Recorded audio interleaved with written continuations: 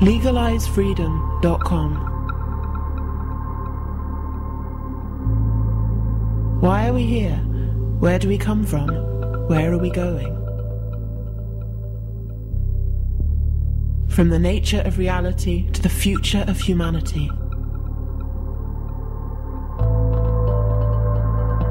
Beyond politics, poverty and war.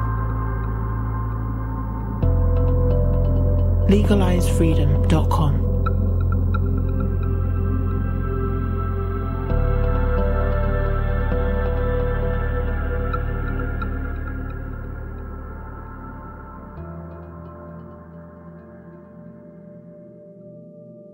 Greetings and welcome once again to LegalizeFreedom.com.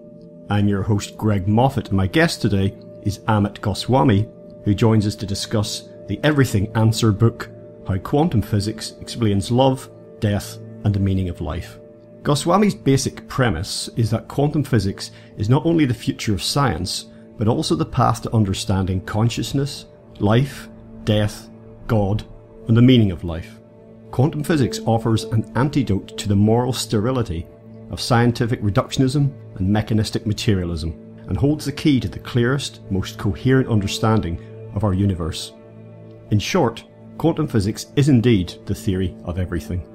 In the Everything Answer Book, Goswami and his colleagues discuss, among other things, how quantum physics affects our understanding of thoughts, feelings and intuitions, karma, death and reincarnation, dreams, evolution and the purpose of existence.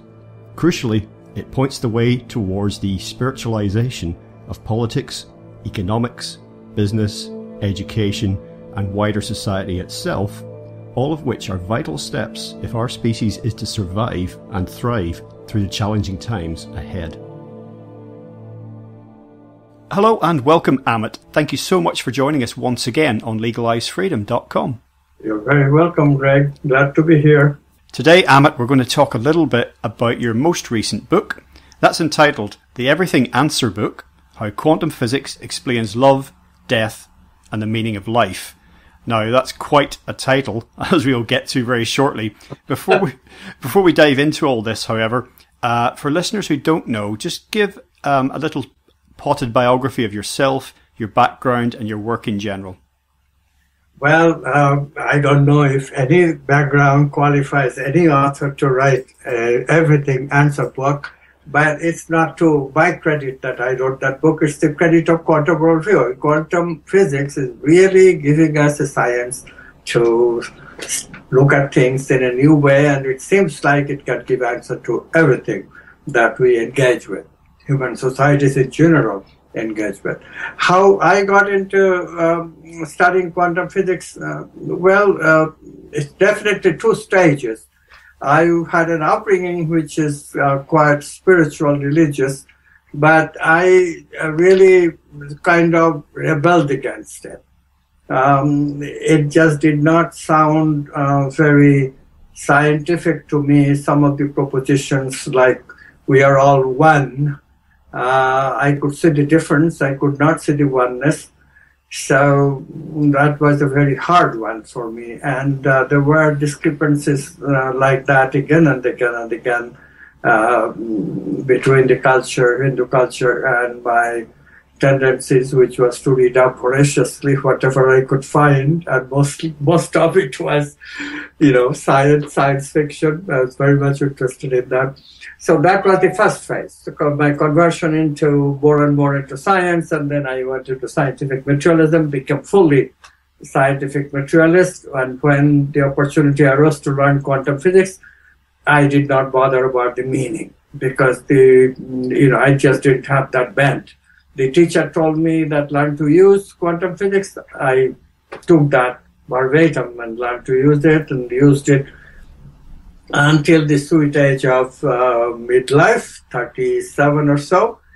And then one day I am at this conference and feeling extremely unhappy because other people are giving better talks, they're getting more attention, an emotion that you call jealousy. But it was overwhelming. Whole day, every speaker only incited emotions of jealousy from me. And then in the evening, everybody is enjoying and I am only thinking again in jealousy terms why women are paying more attention to other men and not to me.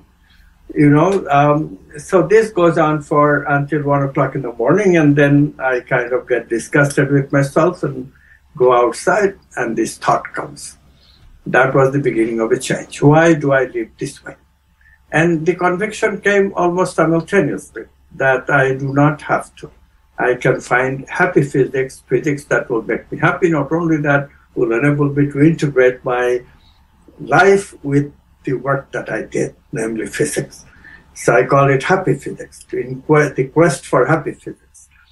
And that took a while, but eventually I found quantum physics, and I have been, increasing my degree of happiness ever since. Well, of course, a lot of people, their initial thought would be whether they're of a scientific bent or not. Well, science doesn't really have anything to do with happiness or unhappiness. It's not about that. It's supposed to be just about what is and how things work. And increasingly, since the scientific revolution and then the industrial revolution, our lives, the direction of our species has largely been guided by science and the byproducts of science. But after a certain point, it's become apparent that it's not been delivering. This scientific materialist paradigm has not been meeting human needs, which are beyond simply material things. And, once you get beyond Maslow's hierarchy of needs, once our basic needs are met, then there's other things that we look for that we cannot really find in this materialist paradigm. So we're at a sort of position now where science is promising, or scientists are promising, almost the answers to everything just somewhere down the line. It always seems to be just around the corner, but people are increasingly restless. And what we see emerging now is a realization and then a move towards trying to integrate all of this. If science is just meant to be like hard and cold and about facts, and yet what we really crave is meaning and purpose and a quest for some kind of ultimate truth, can these two things overlap in any meaningful way? And it would seem that a lot of the schism and a lot of the problems over the last centuries, maybe even millennia, have been this extreme divergence of science and spirituality, this mutually exclusive thing, never the twain shall meet. And I think that's gradually beginning to change, although, as you do point out in the opening of your new book, this integration currently is superficial. I think this is to quote your exact words, in fact, superficial and incomplete.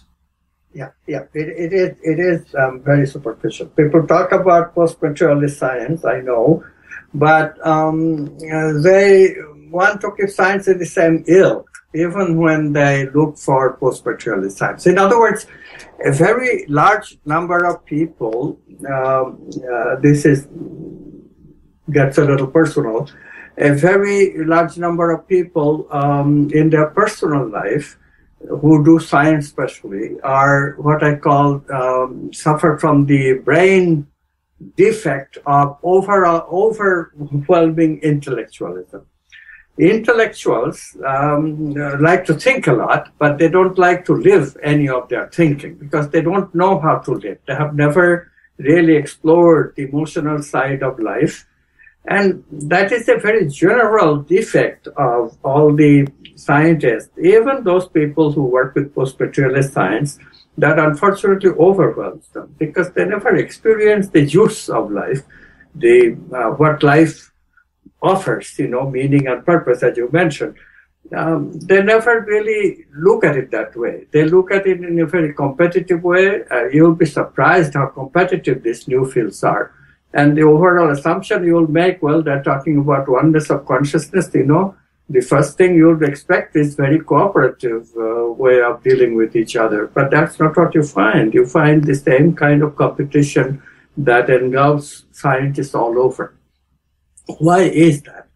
And the answer again is that total detachment from the juice of life, total detachment from any other way to be conscious than intellectual pursuit is a huge problem of the paradigm shift. But we are overcoming. I mean, the good stuff is that, the more I talk to neuroscientists, the more I find that the neuroscience, which is the science of our brain, is really bringing to fore the ideas that we are shortchanging our potentiality. They have identified areas of the brain where we mostly spend when we are delving with the same kind of activity that we always deal with. In other words, the brain really goes into this me-centered place, and then you have your own tent in which you can take occasional foray and keep yourself very busy. But whenever you're not doing anything, always you return to the same place, the me-centered place of the brain. And this is not using the human potential for our enormous capacity of doing other things. And so brain scientists, young people who are doing brain research, I'm not claiming that old people will change because they are concerned about it, but young people are quite concerned about this, and they are very willing to consider new science, which says consciousness is the ground of being. They are very interested to consider concepts such as quantum self, which promises integration in our life. So things are changing. I think that with all that's been written in recent decades about quantum mechanics, quantum physics, and kind of its potential implications and what it might tell us about the world, there's still a kind of and I've talked to many regular people who are not scientific at all, and they've said, yeah, I've read these popular science books and they've been so interesting, and then I've put them down and I almost haven't remembered anything about it. And I think one of the barriers to integration that I find in that context is this general feeling that this is absolutely fascinating, but it's a micro world that it affects, and it doesn't affect us. When we put the book down, it doesn't affect us or the book or the door that we might walk out of, or the people that we might go to meet, or the situations that we find ourselves in. So it seems to a lot of people to be like a lot of science, I think, for laymen, to be very abstract and difficult for them to imagine how to apply to their own lives. Yeah, this is where the difficulties come in. The publicity apparatus of the scientific materialists is very huge. So, and only a few of us of the new paradigm scientists like me talk about, real paradigm shift, real changes in the scientist itself that new consciousness ideas are promoting.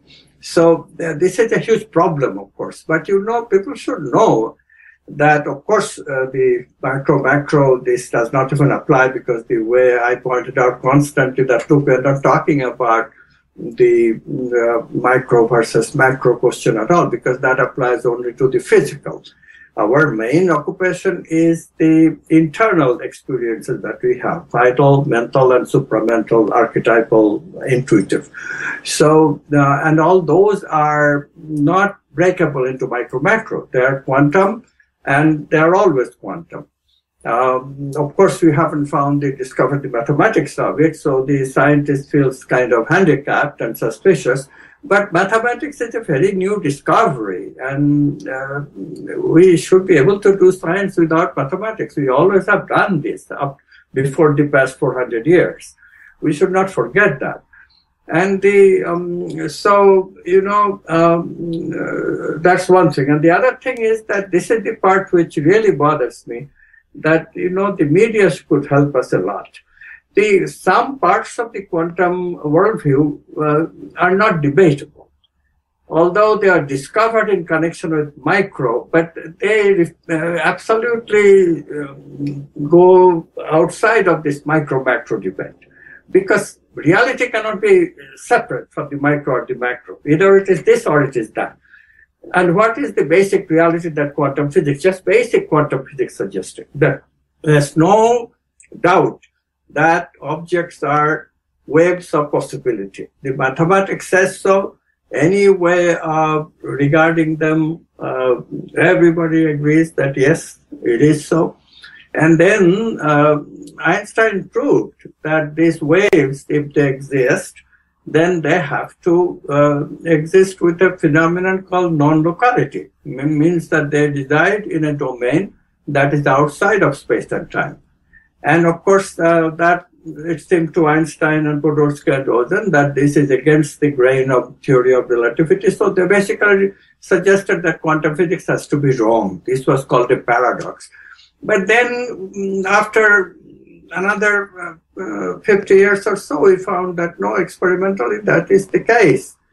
So after it is discovered that is the case, then what's the problem? It's irrefutable, not debatable, that we have two domains of reality. One is space and time, and the other is when non-locality prevails, which is signal-less communication, communication faster than the speed of light or at infinite speed, which is not possible in space and time. That was Einstein's main point.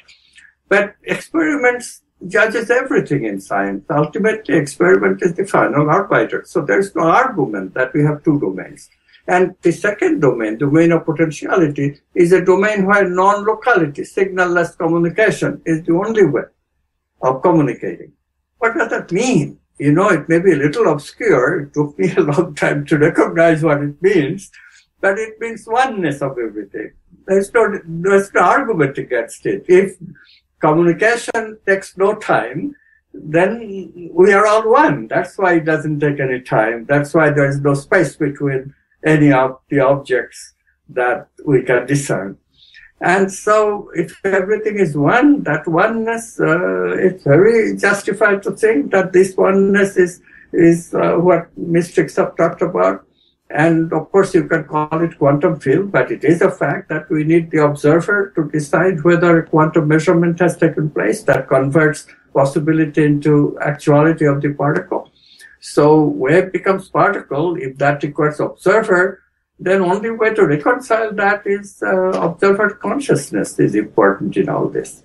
And so these things are not debatable. Why people debate about it is their stubborn insistence.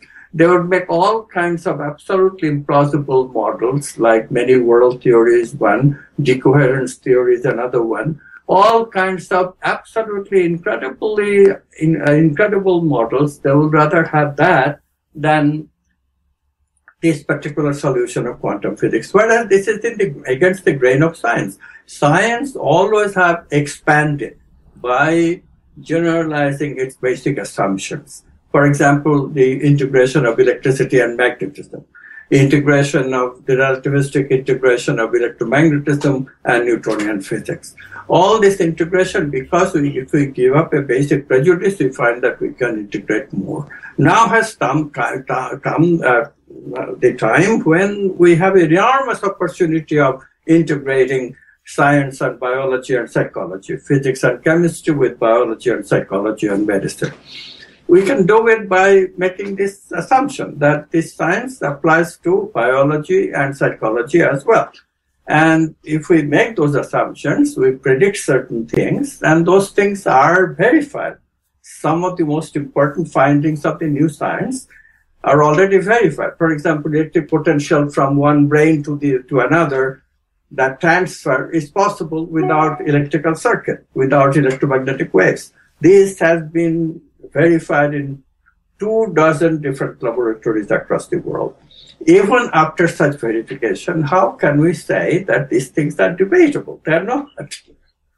I've read a lot about psychic phenomena over the years and premonitions, various forms of extrasensory perception, remote viewing, and a lot of the people who spent their lives researching it have said evidence for psychic phenomena is voluminous, but when you have to apply very conventional scientific criteria to it, measuring it, it can be difficult to replicate in a lab, though even that may be changing now. And yet through many different experiences that we all have at different times in our lives, from intuition to even experiences we might have in our dreams, there's all sorts, just having gut senses about things, or that whole, Rupert Sheldrake's sense of, knowing when you're being looked at. All these different experiences we have hint at something, at a dual level reality. And yet, because this is something that we can't just attach a gauge to and say, yes, it's 4.5 weirdness or whatever, that we then have to dismiss it, because if something comes back with different results all the time, then it has to be somehow invalid. This is a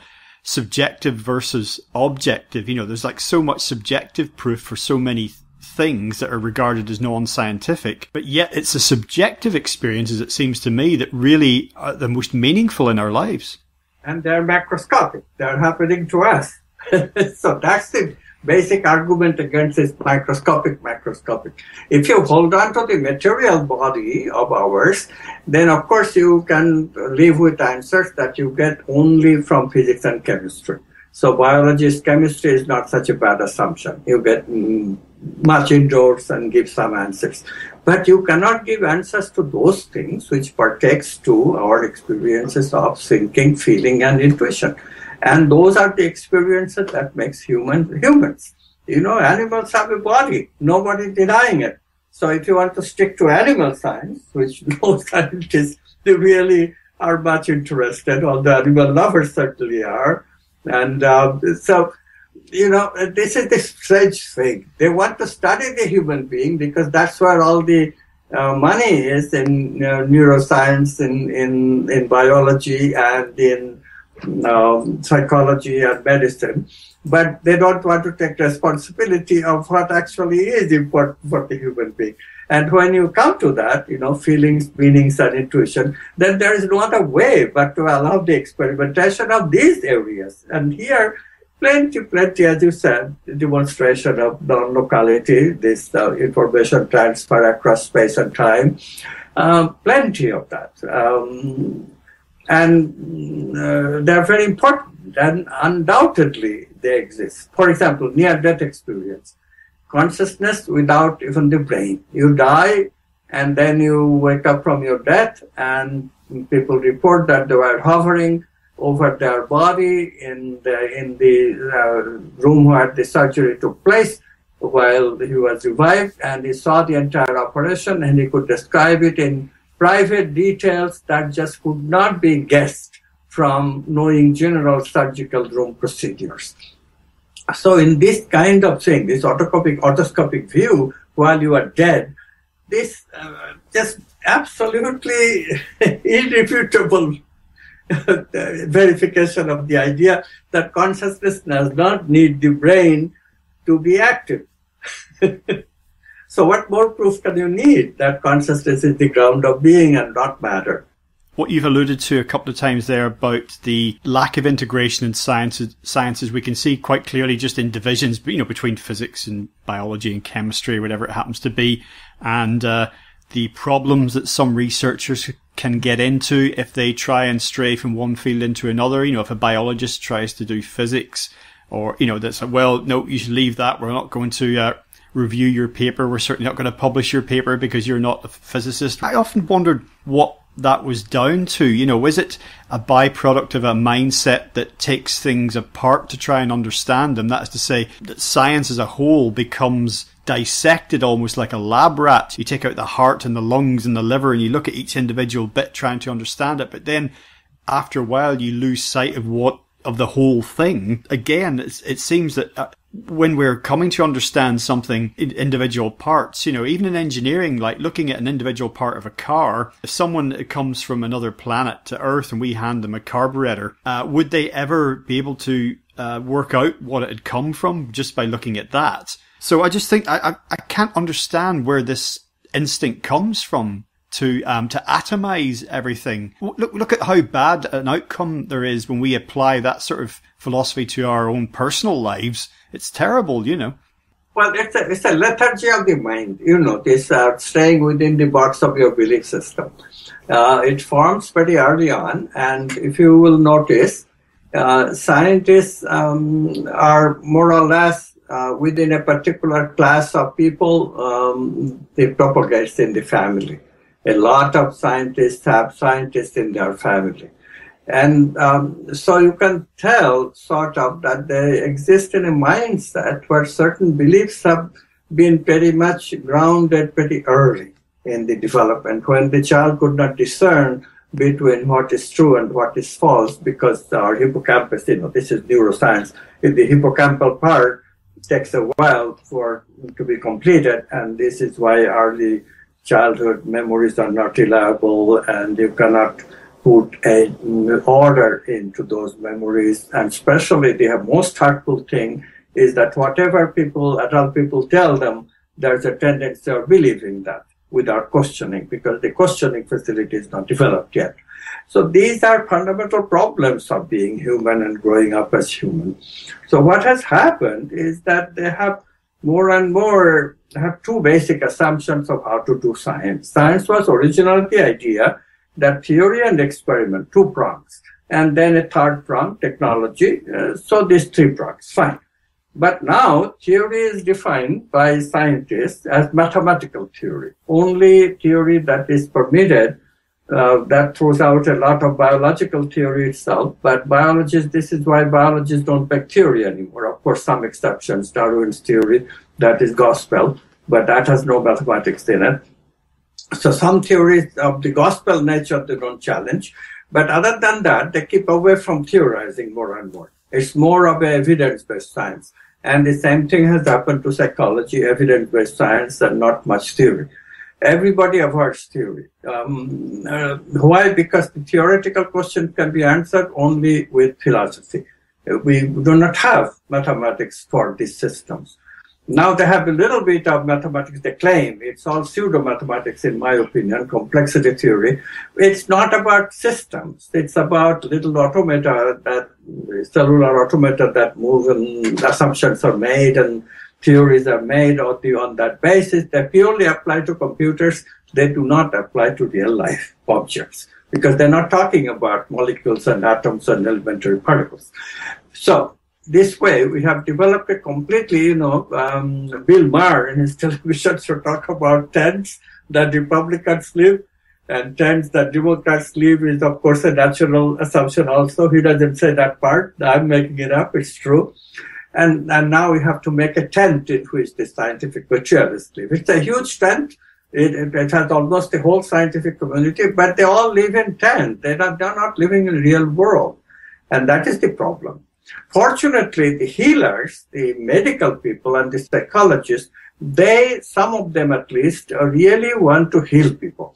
And because they want to heal people, they are not ashamed and they're a little bit open to use techniques that are being developed by the alternative medicine practitioners that are being developed even by me. My book, Quantum Doctor, has been read by many, many medical professionals. And they like the ideas that they can expand, like knowing that they can expand their horizon. Of course, the American Medical Association is very powerful and they will never allow it in public.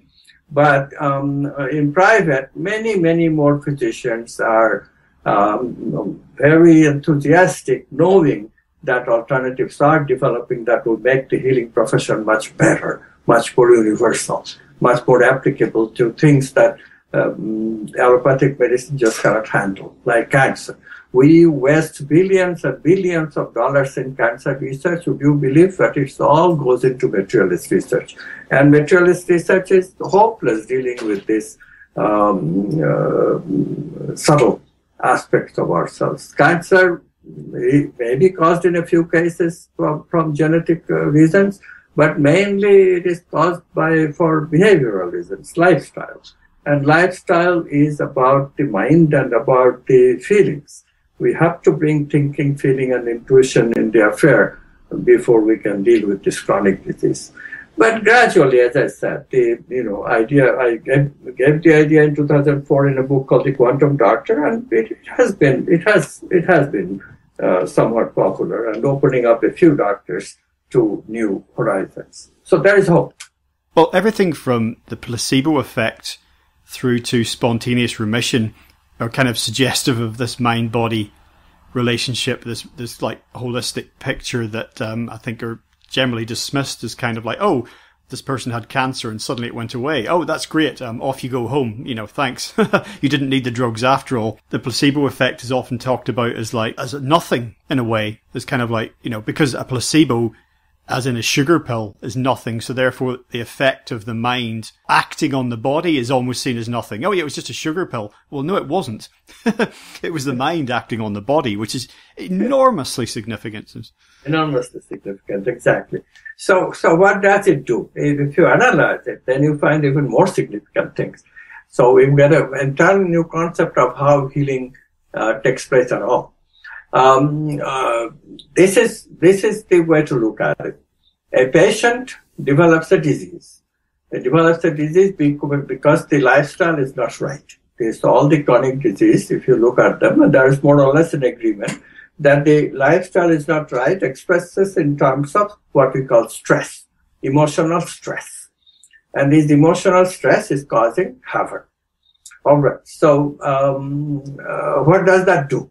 That means that the belief system that the person has become faulty under the aegis of scientific materialism. Why? Because we more and more believe that we cannot heal. It's something wrong with my body and only a doctor can heal me by giving medicine. So we don't have, what we have is a loss of power in our own ability of contacting wholeness, which is the basis for healing. Instead, believe that somebody else has to do it because I cannot do it. And so they go to a doctor, and then the doctor, whatever the doctor gives, I mean, it could be sugar pill, it could be pharmaceuticals, but they all more or less work with the same thing. That all of a sudden, the patient believes that, yes, doctor has given me something, therefore healing will take place. And that is the placebo effect. The placebo is re-establishing patient's belief in healing. Healing, of course, takes place by the patient. It's a very individual thing. The body knows, the consciousness knows, and the healing possibilities are always there. So consciousness chooses those healing possibilities with very little help from the surroundings, except that basic help, the healing intention. So the placebo effect is re-establishing healing intention because of the patient's belief that I have lost the ability of doing it. I cannot heal myself. A doctor has to heal me. That comes back, and therefore it works. So in this way, if you look at it in this way, it's much more than just mental mind effect on the brain. That you may able to avoid by various tricks of sophistry, but you cannot avoid the fact that it's our consciousness, the intention. That healing intention is what eventually heals us, and the power of the intention is the power of consciousness over matter. And this power is so much that if properly exercised, as in the cases of spontaneous healing, then it can even heal overnight. Cases of cancer, and there are so many data for it. Of course, in retrospect, we have developed ideas like quantum healing, thanks to Deepak Chopra, and I have contributed to that too. You can use the creative process. By the way, people are now using the creative process. I have several cases of people who have written to me that they have used the creative process to heal themselves. And one of the cases is actually a case of cancer. So progress is taking place.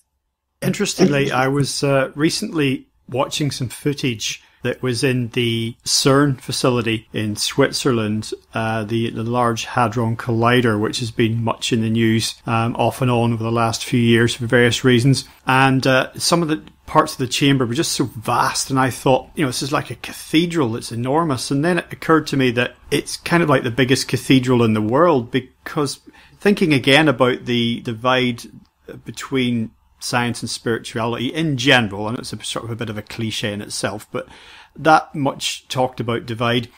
And I thought, well, what's the difference here? I mean, these scientists at CERN are seeking ultimate meaning. That's what they're doing. Otherwise, what are they doing this for? What is the point of all this? They're looking for God in a way. They're looking for ultimate meaning. What is this for? Why are we here? Is there meaning? Is there purpose? The priests in their cathedrals are part of a tradition. They may have lost the roots of where that came from, but it was the same thing, really. And that, to me, it's the same need that these remarkably similar human beings are actually trying to answer in themselves.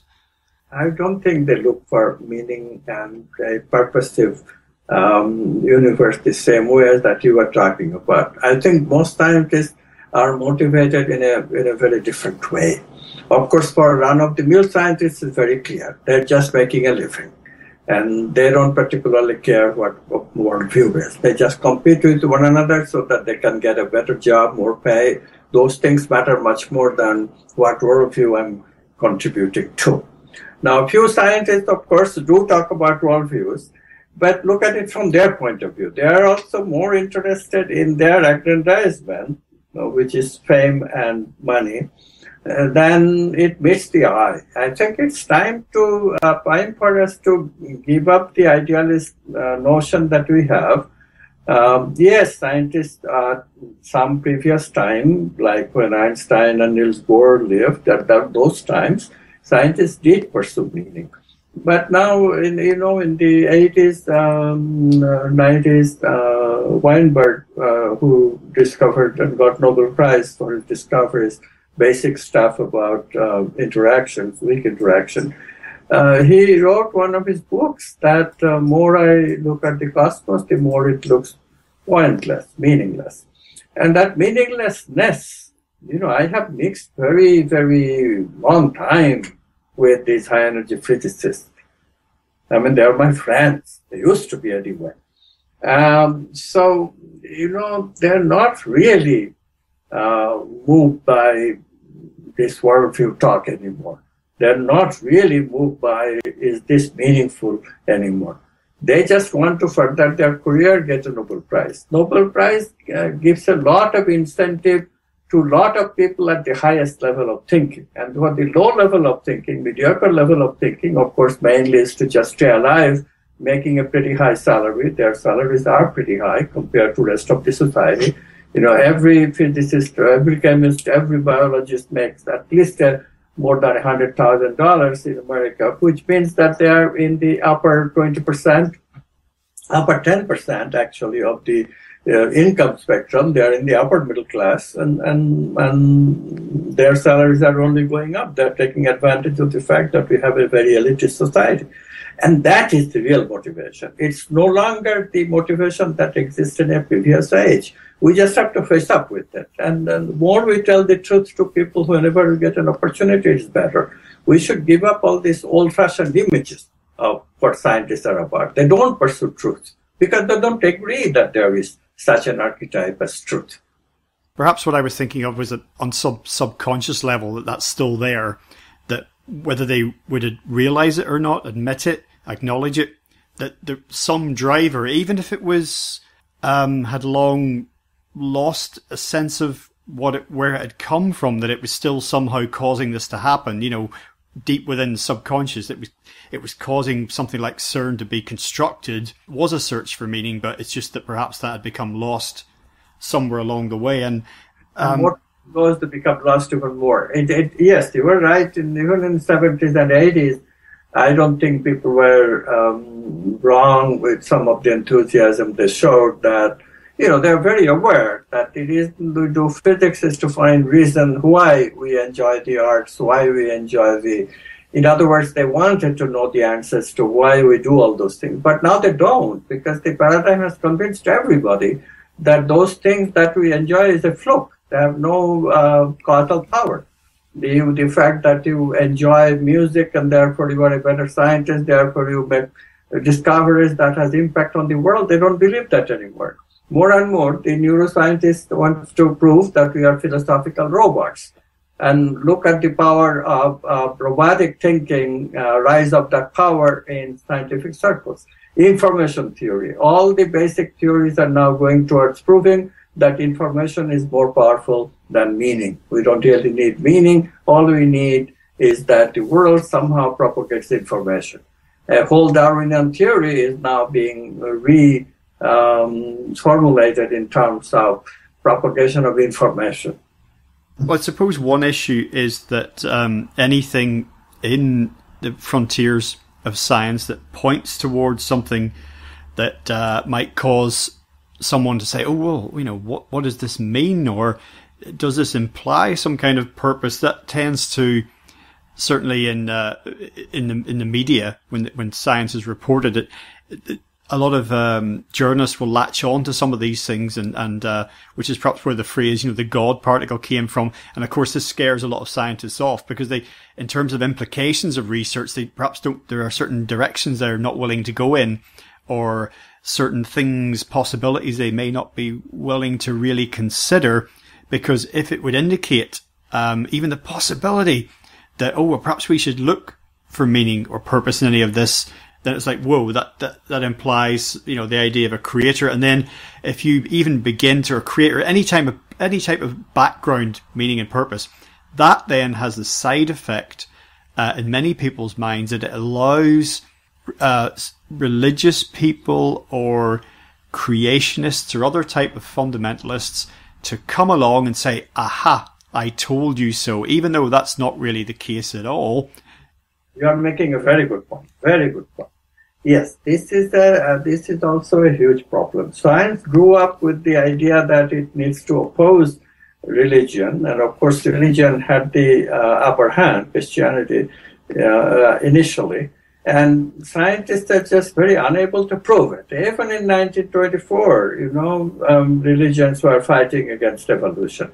And religions are still fighting. Even with St. Francis, who is a pretty decent guy, he is not really so keen to change the Catholic Church's view on evolution very quickly. So these things don't help. And the creationist theories are very strong, politically in this country, because Republicans generally support that view. So it is a huge, huge issue. I don't blame the scientists. I see both sides, of course. They're very worried if they allow the quantum integration that is taking place between science and spirituality, religions will come back. So what we have to do is to really, this is why a coordinated effort is needed to hit the problem from all sides. I have suggested, we change secularism and establish a new secularism which distinguishes between religion and spirituality. We need this new kind of secularism, and we need that publicized. We need the media to be aware of it, that, look, spirituality is different from religion. Spirituality is not Christianity, popular Christianity. So popular Christians may not agree with evolution, but that means nothing. Spirituality completely agrees with evolution. Read the work of Teilhard de Chardin in the West, or Sri Aurobindo in India. So changes are taking place, but media is the biggest problem. Actually, not even the scientists. The reason that we have problem is that the media generally supports the scientific view that the proponents of materialism propound, and not the view that is developing the alternative science areas, the post-materialist areas, transpersonal psychology. There was a time in the 70s and 80s that we were getting some publicity, but that's long finished. New York Review of Books don't even accommodate any book which proposes that consciousness is the ground of being.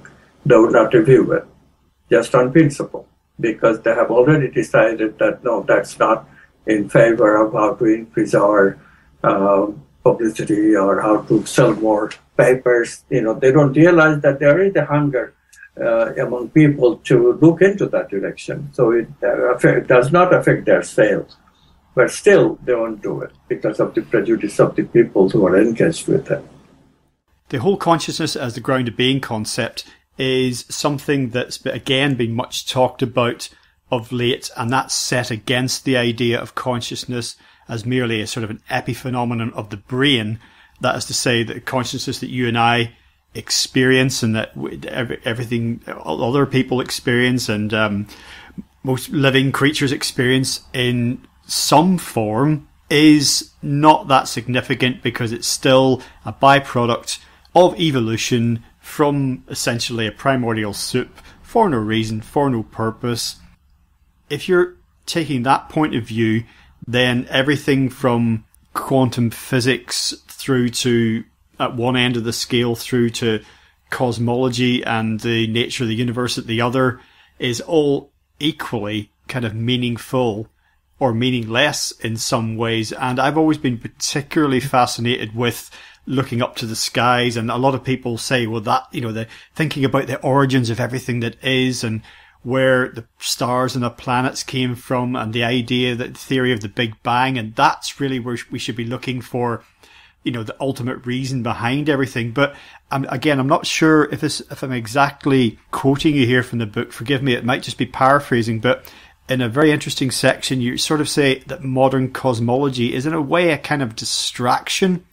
Yes. But say something about that, because that's very important in itself. Yes, it is very important. We cannot give up the idea that our mind loves to roam in the spiritual arena. It loves to imagine that, yes, consciousness is bigger than it seems at the first sight. So we need that. We need the spiritual component in our life.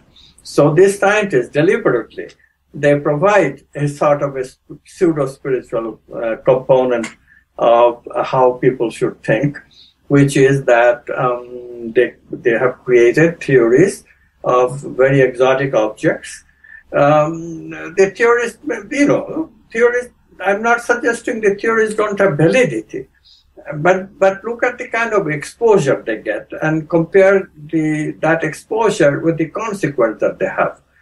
Consequence is zero. It does not matter that black holes exist to any shape or form, to any human thing. It just does not matter whether black holes exist, and especially to go into the black hole theory in such details. It does not make any difference except to a few theorists who would like to show each other that they are better than the other. This is the only reason, as I said, scientists do their work today. Who is most intelligent? Stephen Hawking or somebody else who is giving theories of black holes? So that being the criterion, for the media to build this up, these scientists could not do single-handedly. It's the media which creates the words like God particle. Look at this perfectly important idea for particle physicists. Yes, objects get their mass, their basic theory is saying all objects, all elementary particles should have the same mass, so there must be something missing. So that missing field is called Higgs boson. Well, that's perfectly reasonable for those people who are attached to that theory. Fine. So we make a good case for it, and maybe it has been discovered, maybe not. People still debate it. But that issue is such an esoteric issue. It's based on a theory of elementary particles, which even is debatable if that theory is ever going to be a correct theory, because it has so many parameters. Some of the proponents don't like this theory. It's a piecemeal theory. But in any case, calling it a God particle, that only invokes a joke, which I'll share with you. So when Higgs boson is discovered the next day, it shows up at a Catholic church. And the priest is very surprised. He asks, "What are you doing here?" And the Higgs boson says gravely, "Without me, there is no mass." So, in that remote way, Higgs boson does apply to religion, but only in that funny way. It's a funny play on the word mass. But in no other way it has anything to do with God. In no other way it has anything to do with oneness. That concept lies in the concept of non-locality, which quantum physics is giving us. But have you read any newspaper lately, any article whatsoever on quantum non-locality? This is the greatest discovery of the last 50 years. These guys should have gotten Nobel Prize, every one of them. John Bell, David Bohm passed away, Alan Aspect, who actually discovered it, and many others who have replicated the experiment in wonderful ways. They all should get Nobel Prize, because this certainly is the greatest discovery of recent times, in the past 50, 60 years. After the discovery of DNA, this is the major discovery. But who is listening? Mentioning the Higgs boson is a good example, because after again, that was one of these popular science things that popped up, and the media reported it at great length about this discovery, even though most people, listening or reading the news, they just had no idea really of what information was being put in front of them. They couldn't really interpret it, but the media would quite often do a pop boil down for them and say, and this is it, and they'd say it means this or it could mean that. It took me a while of talking to some experts to really begin to establish and say, well, just, okay, hang on a minute here. Does this thing exist? The Higgs boson, that is it. Does it exist, or is it still a theoretical object? Or is it something that perhaps its existence has been implied because of the effect of something on something else? To think, well, this, a bit like dark matter and dark energy. And I got so many different versions of it. And to this day, if someone said to me in a bar, oh, Higgs boson, okay, that Higgs boson thing that was on the news, does it exist? I'd say, I'm still not sure. And then you start asking what exist means. But the general point being that I think with a lot of this stuff that comes out and reaches mass audiences, I'm not sure how many people realize how much of this stuff is theoretical, that it's just an idea that's constructed or suggested for whatever reason. But for a lot of people, it then becomes a real thing. It's like the scientific tendency to name something in lieu of actually understanding it. So give it a name so that which will catch. I mean, Darwin did that as much as so many years ago, 150 years ago. He put in the word survival, and ever since it's causing so much mischief. People have looked for and looked for and looked for characteristics of molecules if they have survivability in their vocabulary. Molecules don't. Nobody has been able to produce a molecule that really struggles to survive. It just, even if the molecules show some characteristics, they cannot connect it to the molecules of life, namely DNA and protein. These programmed molecules just are not programmed by regular molecules. Their programming comes from other sources. And this is the problem that scientists are very very hard-pressed to admit, and that non-admitting, which is what prevents them from even frankly admitting that Darwin's theory is a bad theory, or frankly admitting, which you just said, that these theories are just theory. There is no look at. I mean, I don't want to really particularly enjoy mentioning name, but in this case I will, because this fellow has enormous amount of popular appeal. Stephen Hawking.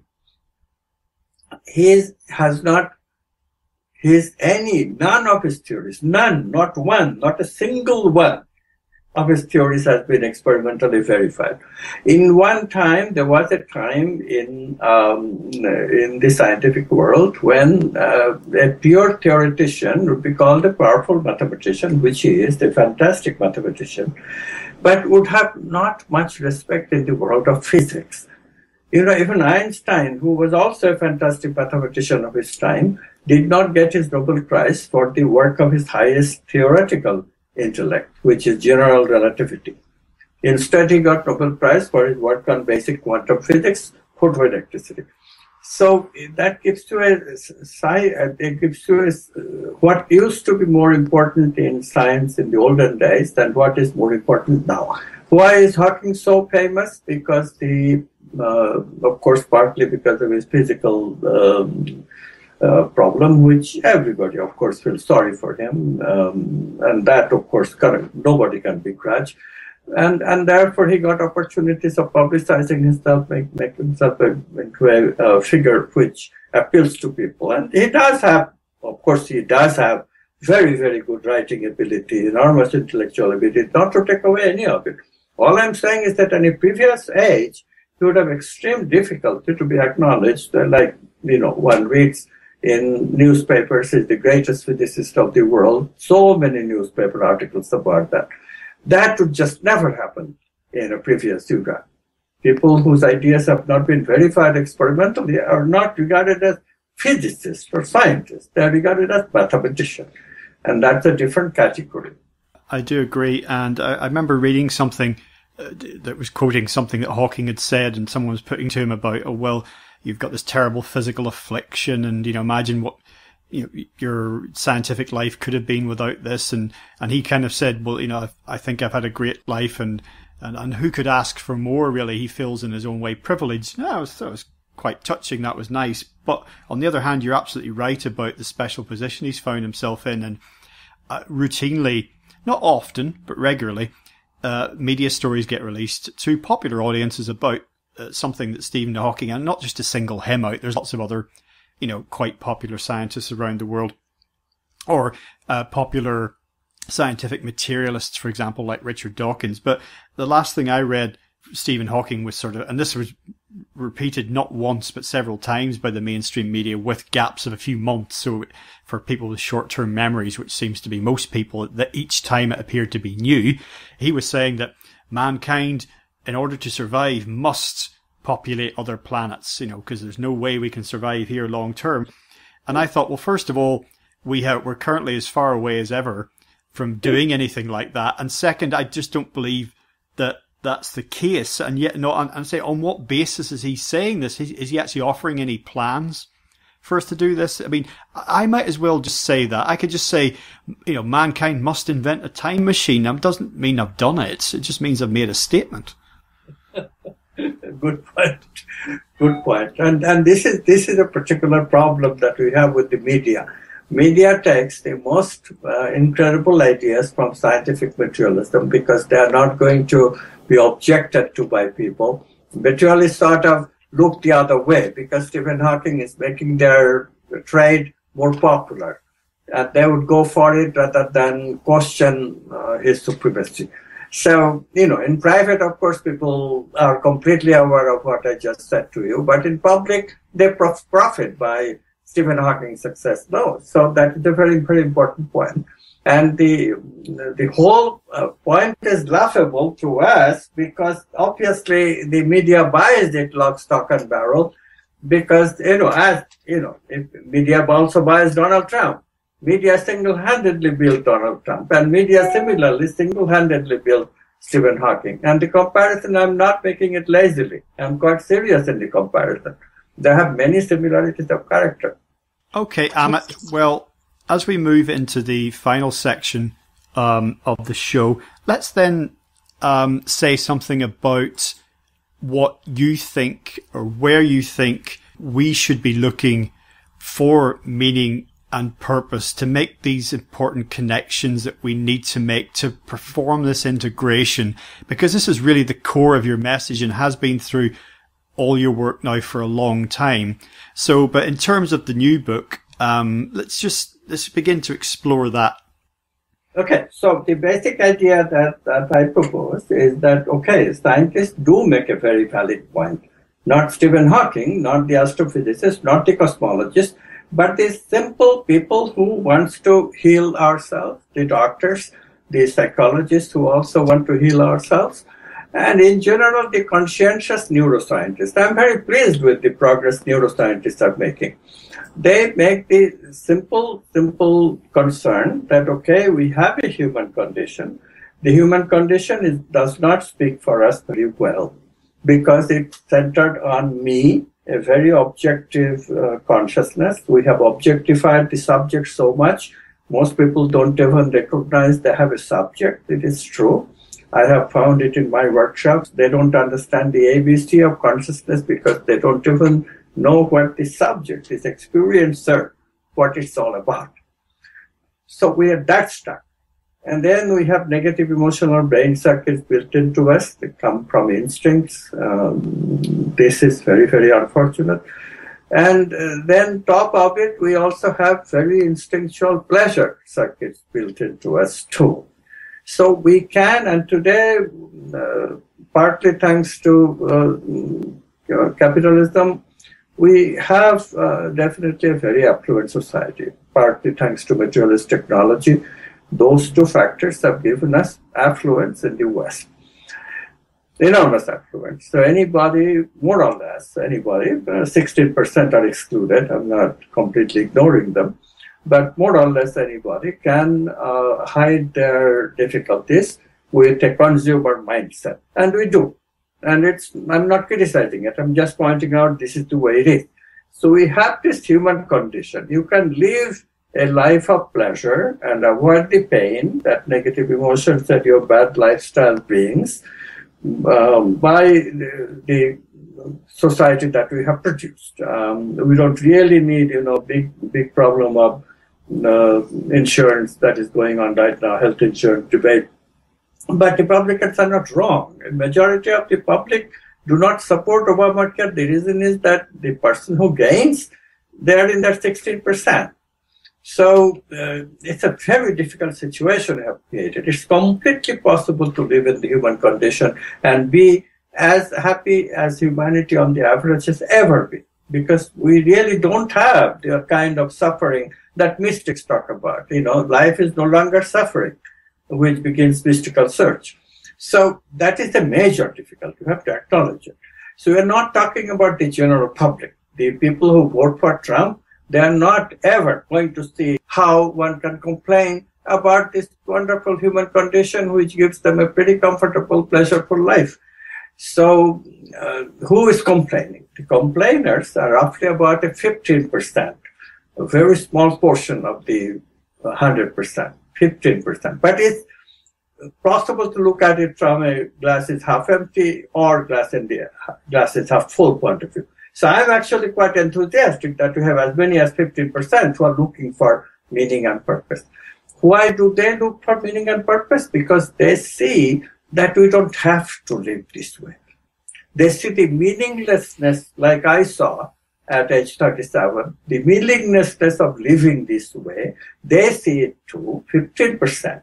When I saw it, 1973, the number was a bit bigger because we were going through a huge uplift of the hippie generations. They really did us good. That is the best time in America and some of Europe also. But that is long past. We have regressed to now the Donald Trump area of mindset. So, okay, that's fine. But what we find is that this 15% is completely capable. They're completely capable of transforming. And so we have to work hard to grow this 15% into gradually 20%, 25%. That's one way. And the rest of it is to develop a worldview, and quantum worldview is doing that, that completely serves the meaning and purposive search of this 15%. You are one of them. I am one of them. There are many of us. 15% of 7 billion people is close to 1 billion people. That's huge. That's huge. 1 billion people on this planet wanting to transform, being capable of transform, that's huge. So that's what we should count on. And so my work is completely designed to help these people to grow, and I call them quantum activists. Much of them are officially that, but the rest of them are unofficially already has my blessing, and they are quantum activists. I deeply appreciate that so many people are trying hard, and there is evidence that this is the correct number. There is evidence in the fact that there is 877 million people who, one way or another, practice yoga. This is data. And David Hawking has done another piece of data, very interesting. He has measured by muscle testing people who can handle transformation or people who are totally established in transactional lifestyle. What is in it for me? And he finds again the same number, 15%. So we have very, very good reason to be very optimistic that the world is changing. We have every right to think that quantum worldview is giving us new ways, as I have put forth in Everything Answer Book, new answers. And it is answering all the questions, all the concerns that we have. It is giving answers to how to change our economy, how to change our politics, how to save democracy, how to save capitalism. It is telling us how to reformulate our healthcare, how to make it more integrated, how to integrate science and spirituality, being religions more in step with science. It is giving all the answers that we need. And indirectly, it is really giving even answers to great calamities that is coming to us in the form of terrorism or even global warming. It's giving us an attitudinal shift which will eventually solve the problem of global climate change. The concept of a quantum worldview is, in detail, is more than we can really get into. We've touched upon some of it, of course. Listeners are really going to need to just read the book, read some of your other work to begin to understand this at a more fundamental level if they want to. But for someone just listening right now, if they're full of questions, what does this, if they feel like I want to make a change like this, I feel that that's where I'm going, it's where I need to be. What does tomorrow morning look like for them, or what would you say to them right now? Just briefly, is like, well, do this, explore that, think this, or consider that, or not even tomorrow morning, right now. What does that look like, or is that too simplistic and glib a sort of thing for you to ask to say to someone? That is the basic question. No, so it's a very important question, maybe simplistic, but very important question. And I think the answer is just that one answer that turned me on, how to integrate my life with the way I think. That is the most basic problem. And then to bring my livelihood in alignment with the way I live and the way I think. So the very idea of how to integrate these two things, if we center on it, we'll ourselves figure it out. That scientific materialism will only increase the chasm between the way we think and the way we live, because it is a subject, as we discussed very powerfully, that it is a subject that takes us away from how we live. We're never going to learn any hints from how we live by looking at black holes. Never. So we have to move away from those pursuits and really ask ourselves, okay, how do I bring my thinking in so that it is useful for my living? If this basic question we can ask, we can establish meaning and purpose in our life very easily. And the next question, of course, is the one of social concern, which is how to change our social systems, including how we do science. Healing, there's some happening already, but it's very important for people to reconsider the whole area of how we do science. We have to bring back some of that academic honesty that existed in the time of Einstein and Niels Bohr. Now it doesn't exist. The whole idea of denigrating truth that we ascribe to Donald Trump is not Trump's doing. He is too insignificant to be able to do that. It's the doing of the entire class of people that we classify as scientific materialists. They have been telling for the last 100 years or so that there is no such thing as absolute truth. There is no such thing as archetypes. There's no such thing as values. Everything comes from matter, and everything comes from the one thing that they do hone on to because of Darwinism is survival. So everything follows from that one necessity they do admit, survival necessity, but that's it. That's the only humanness they allow. Just a closing thought. You mentioned a moment ago about perhaps environmental pressures or crises being something that might spur us onward ultimately. And in the book, you consider the idea of temporary evil on the path to eventual good, and that evil may be required by evolution. And when I say evil, I don't wish to sound melodramatic or quasi-religious, but a lot of people look at the world now and they see gathering problems, and a lot of people despair. And final question, I suppose, would be, were we created to somehow make it? Are we supposed to succeed, whatever success looks like? Or could all this have happened before, and might it all happen again? And would it matter if this particular little experiment that you and I are part of ultimately fails, but some bigger scheme continues to unfold? I think you are completely right. Some bigger scheme is continuing to unfold. I call it the movement of consciousness. We are right now engaging in a new era of evolution of the mind. Previous eras, our mind used to give meaning to the physical, and then mind gave meaning to the what I call the vital mind. It's actually Aurobindo's terminology.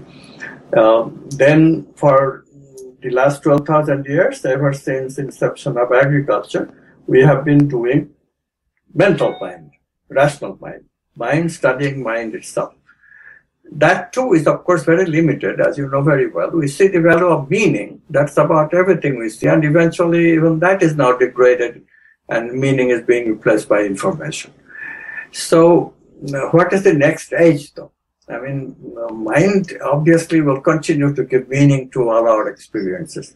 But what is very interesting from the feeling point of view, we have been really making progress in terms of feeling, because the expression of creativity has really started rising in our culture. Even people who process information, even among them, there is many more creative people today, many more people of expression. Look at the expressions. I mean, the internet has just, why is the computers and communication making so much impact? Because everyone wants to communicate. And people are, relatively speaking, quite creative, expressive in that. They're just not allowing the creativity to invade their inner life. But outwardly, creativity is one thing that everybody is talking about. So this is a very good sign.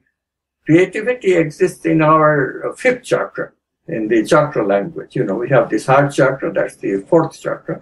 Fifth higher chakra is the fourth chakra, creativity. Next high chakra is actually connected with the brain. This is the chakra that is between our brow, and that's the place where we feel intuition. Well known, third eye, it used to be called in spiritual tradition. We learn to see with another kind of stimulus that come to us through intuition. It's a third eye. We see with two eyes physical, and then there is this intuitive that we can see when our third eye is opening. And this is what is taking place right now. Just behind the third eye is the prefrontal cortex, where we also similarly experience intuitive thoughts, creative thoughts. That's where we process it. And so this could not be a coincidence that is happening now. 3,000 years ago, we discovered the power of intuition. We discovered the power of spirituality. And now, after 3,000 years, we're ready to delve into it in a massive scale. Because our intellect, based on just the mind, is not working anymore. It's not giving us answers. We cannot survive in a democratic society in the way we are going. And we know it. We cannot make capitalism work for very long, the way we are going. We know it. So all these things, this crisis is bringing us to a point where we know that we have to change. How long can we resist? We can resist a little bit, and I'm sure we'll resist for a few decades, but no longer, because answers are coming. No, the very important thing is for the alternative scientists, alternative paradigm seekers, to just keep on working the work they're doing, but with a view, a little more changed view. Instead of competing with each other, let's try to develop the common meanings together in such a way that we really provide a completed worldview at the time when humanity will be ready to make a move. This is what changed people in the 18th century with the Industrial Revolution. The scientists finally delivered. They knew how to deliver the technology needed for the society overall to move forward. And that is what changed the worldview from the religious one to the scientific one. So similarly, we have to prove useful.